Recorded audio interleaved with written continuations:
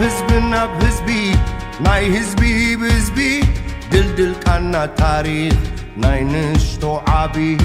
ኤሪሳት ኤሪሳት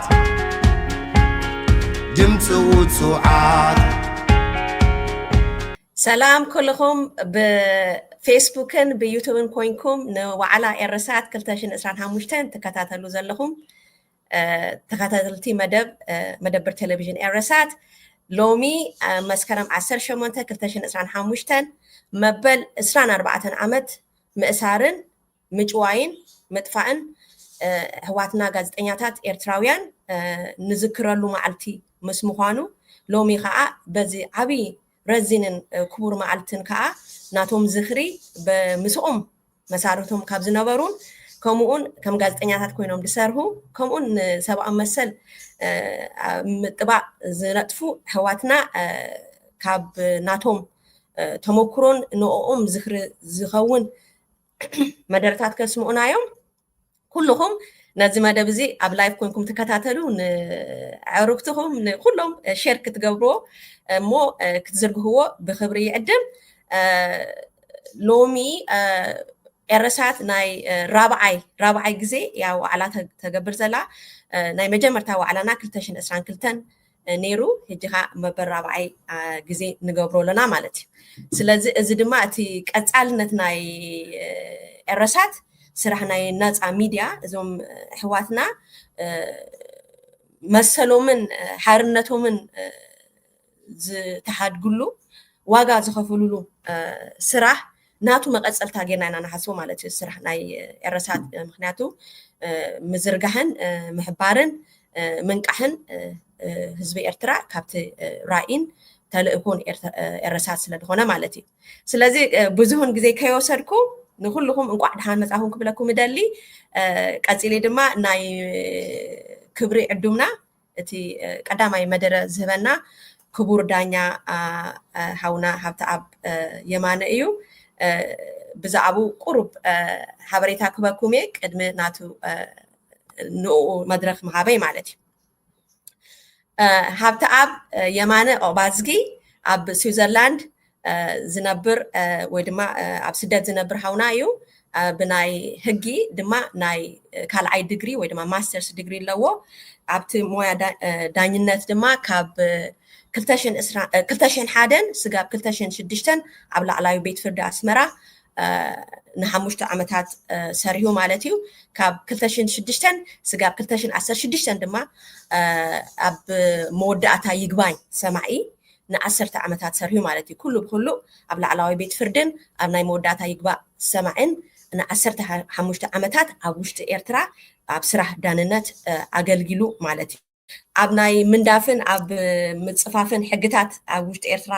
ከሎ ድማ ካብ 2008 ስጋብ 2015 ከም ኣቦ መንበር ናይቲ ኣብ ግንቦት 2015 ተሓቲሙ ዝተዘርግሐ ገበናዊ ህጊ ኤርትራን ገበናዊ ስርዓት ኤርትራን ከምኡን ኣባል ምንዳፍን ምፅፋፍን ሲቪላዊ ህግን ሲቪላዊ ስርዓትን ኤርትራ ኣብኡ ከዓ ዓብይ ግደን ንጥፈትን ገይሩ ነይሩ ማለት እዩ ተመክሮ ኣብ መምህርና ድማ ኣብ ካልኣይ ደረጃ ቤት ትምህርቲ ዓዲ ኋላን ካብ ካልኣይ ደረጃ ሳን ጆርጆ ኣብ መደፈራን ከም መምህር ኮይኑ ሰሪሑ ማለት እዩ ድሕሪ 2002 ድማ ኣብ ስመራ ዩኒቨርሲቲ ኣብ ዝተፈላለየ ግዜ ከም ሌክቸረር ናይ ገበናዊ ህግን ገበናዊ ስርዓትን ከም መምህርና ኣገልጊሉ ማለት እዩ ኣብ ጋዜጠኝነት ድማ ኣብ ህግ ፕረስ ኣብ ኤርትራ ምስ ታወጀ ምስ ብፅኦቱ እጂ መብዛሕትኦም ተጨውዮም ዘለው ሕዋትና ጋዜጠኛታት ማለት እዩ ዝበዝሐ ኣብ ህግን ፖለቲካ ነተኮረት ጋዜጣ ቀስተ ዳመና ምስ ብፅኦቱ ካብ መስረቲ ሓደ ንሱ እዩ ማለት ሓውና ክቡር ዳኛ ሃብተኣብ የማነ እዩ ማለት እዩ ድሕሪ ስደት ኣብ ሃገረ ኒያሚ ኒጀር ከም ሰራሕተኛ ኮሚሽን ስደተኛታትን ኮይኑ ኣገልግሉ ነይሩ ማለት እዩ ሕጂ ድማ ኣብ ስዊዘርላንድ ትምህርቱ ኣብ ምስልሳልን ይርከብ ማለት እዩ ስለዚ እዚ ኢለ ናብ ሓውና ክቡር ዳኛ ሃብተኣብ የማነ ክሕልፎ ነዚ ማይክ يقني لي دكتور سابا نزعدل زي زهبكمني اخواتي تيدروس احمدين نزعل زي بحنسا خوينا تتصنبرناون عقوم يمسكن بمجمرة نقولكم أكاد تلفزيون إرسات بفلاي دمان حفتنا دكتور سابا نزخي بعتقد نتخاطاتلتي 4 عامات نمعصاو نصا برسن نمچويتي ጋዜጠኛታትን أركانات بوليتيكان مرحتن زملكت ناي زخر علات مدلاو تغبرو زلا صعري ازي مسكن كبرات تخاطاتلتي أوشتن أوصان زلهم إرتران فتوتي نصنت لومي مبل 24 عامت نمچواي ጋዜጠኛታትን نمعصاو نصا برس أملكتنا دمصنا نسمعلو علتي مسكرم 18 ملكي بچكانه غلبابو زقليعو استغادلا كم تحواتنا دهابن بيرونيكان كبلو صنح دما السرعات كاب سرعات زخبلللا كاب جزات حقي زهدملا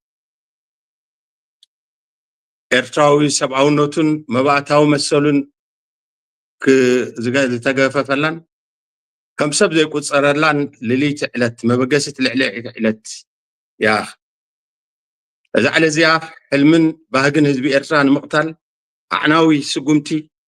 ዝተወሰደላ ፀልማት ዕለት እያ ነይራ እዛ ዕለዚያ ፍርህን ራዕድን ከም ሜላ መግዛእቲ ኣብ ርእሲ ነፍሲ ወከፍ ኤርትራዊ ብዘይ ሕብን بقهدي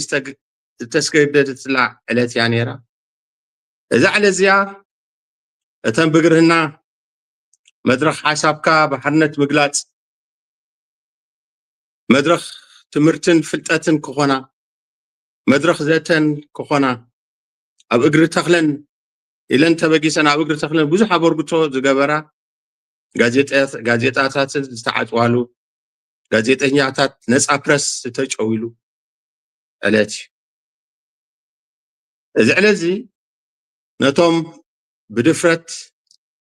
حقي سلاز صحفو بيكاد دمص وصح حزبهم مخانم نجزات حقي نجزات ملكي انبزبولو كال ابسا زي نبرم اما سكرم كلتيشن حدن بسرعه قدف تتجوي تبعت سبع لاما ጋዜጠኛታት نمذكارنا تراخيبنا زلنا كابتات المات ورحي جميرو دما ጋዜጣታት ነፃ ፕረስ ተዓጽየን ድምጽ ጋዜጣታትና ተዓጽዩ ጋዜጣታትና አካሎም በመጮይቲ ተሰዊሩ እንተኾነ ግን ዕላማኦም ትብዓቶምን ነባር ብምዃኑ ወትሪ ምሳና ዝነብርን ገዲፍና ፍጹም ገዲፍና ዘይፈልጥ ምንጭና ኩሉ ፍናናን ምንጭና ኩሉ ሓይልናን ምዃኑ ድማ ከዝንጋዕ የብሉን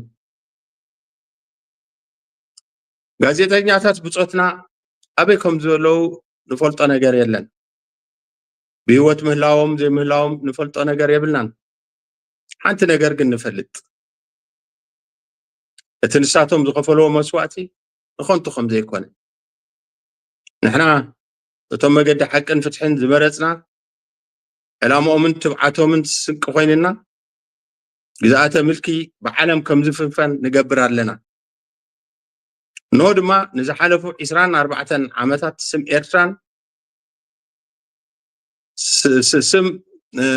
መራሒ ኤርትራን ግፍዓዊ ኣመራርሕኡን ነቲ ሓሳብካ ብሓርነት ምግላፅን ኣብ ነፃ ፕረስን ዝገበሮ ግፍዒ ነው ናይ ዓለም መጨረሻ ኮይኑ ብናይ ግፍዒ ናይ መጨረሻ ብልጫታት ናይ ግፍዒ ወስድ ኣሎ እዚ ገርም ድማ እቲ ልዕሊ 24 ዓመት ቀፂሉ ዘሎ መጭወይትን ዓፈናን ቅድሚ ሕጂ ካልኦት ጉልቀ መልእኽቲ ዘይገበርዎ ካብ ጋዜጠኛታትን ፖለቲከኛታትን ሓሊፉ ናብ ሙሉእ ህዝቢ ልሒሙ ስርዓት ጃምላዊ ምጭዋይ ስርሐይሉ ሒዝዎ ሃልዋትን ዳሃይን ጩያት ዳሃይ ኣብ ዝርከቦ መቀየዲ ቦታት ኣርሒቁ ዳጉኑ ንጭካኒኡ ዛጊት መዋዳድርቲ ዘይብሉ ገፋዕ ኮይኑ ታሪኹ እንሆ ኣብ ናይ ታሪክ ጎሓፍ ይፅሓፍ ኣሎ ኤርትራውያን በአንጻሩ ኤርትራውያን ጋዜጠኛታት በዓል ሚልክያስ ምሕረታብ አማኑኤል አስራት ስዩም ፀሃየ ዳዊት ይስሐቅ ካልኦቱን ንዓለም ኣርማን ምልክትን ናፅነት ሕልናን ሓርነት ሓሳብካ ምግላፅን ኮይኖም ኣብ ዓበይቲ መድረኻት ዓለም ይዝከሩ ኣለዉ ከምቲ ዝበሃል ኣጋዛዝኣ መለኽቲ ክሞቱ ከለዉ ይርሳዕ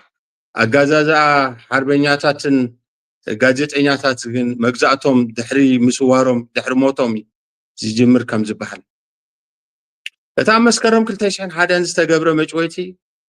ኣብ ልዕሊ ውሕዳት ውልቀ ሰባት ዝፍፀም መጥቃዕቲ ጥራይ ኣይነበረን ሳዕቤኑ ቤት ከፈተ ንነፍሲ ወከፍ ኤርትራዊ ኣደዳ ስደትን ከርተትን ኣደዳ ሞትን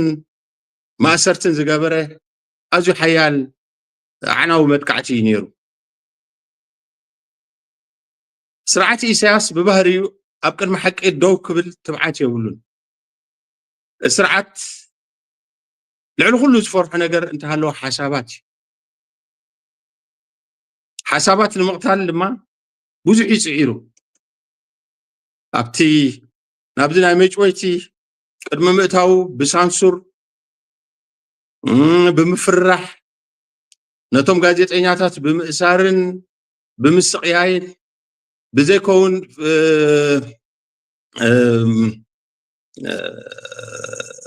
ክሲ ኣፍቆዶ ናፖሊስ ኣፍቆዶ ቤት ፍርዲ ክወስዶም ጀሚሩ ሓበሬታ ብምኽላእ ብዙሕ ነገራት ድሕሪ ምግባር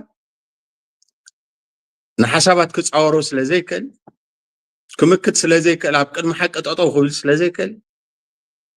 ሓሳባት ንምቕታል ድማ ሓሰብቲ ምጥፋእ ኢሉ ክፉእ ሓሲቡ ማለት እዩ ንብፆትና ጋዜጠኛታት ጥራይ ኮነን ጨው እዩ እንታይ ደኣ ናፃ ኣተሓሳስባ ሓሳብካ ብሓርነት ምፅሓፍን ምዝራብን ከምኡውን ተኽእሎ ቀዋማውን ዲሞክራሲያውን መፃዕ ዕድል ህዝቢ ኤርትራ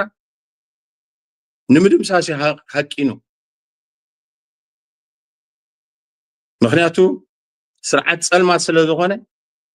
ከምቲ ፀልማት ኣብ ቅድሚ ብርሃን ክቆም ስለ ዘይክእል መግዛእቲ ፀልማት ድማ ኣብ ቅድሚ ብርዒ ጋዜጠኛታት ክፀንሕ ወይ ክምክት ዓቕሚ ስለ ዘይነበሮ ስርዓት ብህዝቡ ተፈንፊኑ ንፀልማት መሪፁ ይነብር ኣሎ ማለት እዩ ድሕሪ 24 ዓመታት ኣብዚ ደው ኢልና ኣብ ዘለናሉ እዋን ካብ መጭወይቶምን ምስዋሮምን ንላዕሊ እቲ ንስለ ዲሞክራሲን ንስለ ሓርነት ሓሳብካ ምግላፅን ዝኸፈሉ ዋጋ ዝያዳ ዓው ኢሉ ይስማዕ ኣሎ ስቕቶኦምን ምስዋሮምን ብምትእኽኻብናን ብነካይዶ ዘለና ቃልሲ ንፍትሕን ዲሞክራሲን ብፍላይ ድማ ከምኡን ኩሉ ዝኣመሰላ መስሪትናየን ዘለና ናይ ሕትመት ትካላት ካልኦት ትካላት ከም ሬድሲ ፕረስ ካልኦት ናይ ሕትመት ትካላት እውን ናይ ሳተላይት ናይ ዩቲዩብ ሜድያታት ኣብ ማሕበራዊ ሜድያታት እንገብሮ ዘለና ዲሞክራሲያዊ ልምምድ ካብቲ ማእሰርቶምን ምስቕቶምን ንላዕሊ ዓው ዝበለ መቃልሕ ኮይኑ ንስልዓት ምልኪ ድቃስ ለይቲ ይኽእሉ ኣሎ ማለት እቶም ኣብ ስደት ኮነ ኣብ ዓዲ ዘለና ኤርትራውያን ንሞዮውን ኣበርክቶም ከቶ ኣይረሳዕናዮም መጭወይቶም ኮይኖም ምስዋሮም ከም ንቡር ኣይተቐበልናዮም ክሳብ ማዕፆታት ጭውያ ዝርሖ ክሳብ ኣብያተ ማእሰርቲ ኤርትራ ተኸፊቱ ሓቂ ዝግለፅ ፍትሒ ዝረጋገፅን ጨወይትን ለኣኽቶምን ብገበኖም ክሳዕ ዝሕተቱን ዋግኦም ክሳዕ ዝረኽቡን ከይሰልከና ቃልስና ክንቅፅሎ ኣብ ማዕለብኡ ድማ ከነብፅሖ ኢና በዚ ድማ ከቶ ኣይንጠራጠርን ኢና ክቡራት ኣሕዋትን ኣሓትን እዚ ነካየድ ዘለና ዝኽሪ ጉሁድ ምቋሚ ምዝካርና ንቃልሶም ህያው ምግባር እዩ ምዝካር ማለት ንፍርሒ ፈፂምና ኢድና ከም ዘይንህብ ፍትሒ ክሳዕ ዝስዕርን መሰልና ስጋዕ ዝምለስን ከም ዘይንዓርፍ ዓዊልና ንእውጀሉ ዕለት እዩ ዝኽሪ ብዛዕባ ዝኽሪ ጥራይ ኣይኮነን ብዛዕባ ክንስከሞ ዝግባአና ሓላፍነት መብፃዕና ኣትወሉ ዕለት እውን እዩ ገለ ካብቶም ብተግባር ነግዶም ዘለናን መብፃዕታት ከነግዶም ንደሊ መብፃዕታት ከዓኒ ንምጥቃስ ዝኣክል እቲ ንሶም ዝጀመርዎ ደው ዝበሉሉን ንግዛእቲ ሕጊ ግዛእቲ ሕጊ ዝሕላገቱ ብቕዋ ምትግዛእ ህዝባዊ ዲሞክራሲያዊ ዝሰረታ ግልፅን ተሓታትን ዝኾነ መንግስቲ ናይ ምምስራት ጉዕዞ ኣብ ማዕልዎ ከነብፅሖ ኢና ከነቐፅሎ ኢና ሓሶትን ፕሮፓጋንዳን ምልካዊ ስርዓት ሓቅን ጭብጥን ሒዝና ክንስዕሮ ኢና ህዝብና ካብ ባርነትን ውርደትን ካብ ስደትን ከርተትን ካብ ማእሰርትን ሞትን ኣናጊፍና ክብሪ ህዝብና ከነምልስ ኢና ዜጋታትን ጋዜጠኛታትን ሓሳቦም ብምዝራቦም ብምፅሓፎምን ዘይሽቅሮርላ ኤርትራ ክንሃንፅ ጋዜጠኛታት ፀሓፍቲ ኮታ ዝኾነ ኤርትራዊ ዜጋ ሓሳቡ ብምግላፁ ዘእሰረላ መሰረታዊ ሰብኣዊ መሰል ዝኽበረላ ነፃ ኤርትራ ንምህናፅ መሰረታቶም ኣብ ምውሃድ ወይ ኣብ ምውዳድ ክንሰርሕ ኢና ክንተግህ ኢና ስለዚ ጉድኣትናን ጓሂናን ናብ ቆራፅነት ዝኽርና ናብ ተግባር ምትሕጋዝና ድማ ናብ ሓይሊ ሕብረት ቀይርና ኩሉ ዓቕምና ምልክ ንምእላይ ተግባራዊ ስጉምቲ ንምውሳድ ንሰምረሉ እዋን እዩ እዋን እዚ ንኩሎም ጋዜጠኛታት ቅድሚ መስከረም 2001 ኮነ ድሕሪኡ ተጨውዮም ዋጋ ዝኸፍሉ ዘለው ካልኦት ኣሽሓት ናይ ፖለቲካ ናይ ሕልናን ናይ ሃይማኖትን ሕዩራት ኣይንጠልመኩም ኢና እነኽብረኩም ኢና ድምፅኹም ብኣና ቢልና ክነብር ክንገብር ኢና ዕላማኹም ድማ ኣብ መፈፀምታ ንምብፃሕ ክንድብሰኩም ኢና ኣስማትኩምን ኣበርክቶኹምን ንወለዳታት ብመገዲ ትምህርቲ ህያው ኮይኑ ክነብር ወትሩ ክዝከር ክንፅዕር ኢና ሓደ ካብቲ ተመክሮታት ናይ ነፃ ፕረስ ጋዜጣታት ነፃ ፕረስ ካብ ውድድርን ምትልላኽ ነፃ ኮይኑ ነቲ ብሳንሱር ዝግበረለን ዝነበረ ፀቕጢ ንሓድሕደ እንዳተሓጋገዛ እንዳተመላልኣን እየን ዝሓልፍኦ ነይረን ተመክሮ ነፃ ፕረስ ኤርትራ ምትሕጋዝ ዝሕመረቱ ልዑል ሕልና ዝነበሮ እዩ ንኣብነት ጋዜጠኛታት ወይ ኣዳለውቲ መደብ ስርዓት ኮነ ኢሉ ብግፋን ማእሰርትን ከም ዝውሰዱ